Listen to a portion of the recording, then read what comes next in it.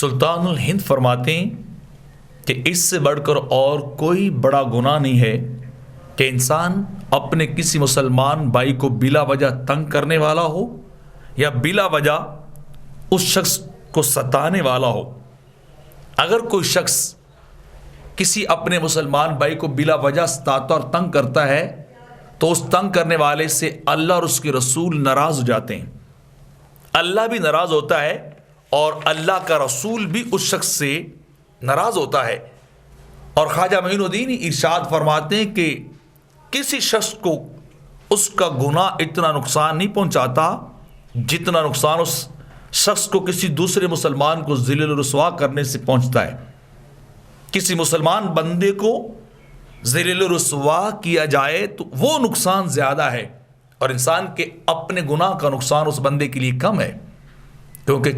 میرے آقا نے بھی ارشاد فرمایا کہ مسلمانوں کی عزتیں، خون اور مال قیامت تک ایک دوسرے کے اوپر حرام کر دیے گئے ہیں، اور مسلمان کامل وہ ہے جس کی زبان سے اور اس کے ہاتھ سے دوسرا مسلمان محفوظ رہے۔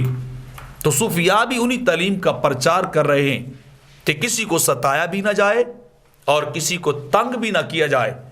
اور اللہ اور اس کے رسول کی ناراضگی کو مول بھی نہ لیا جائے۔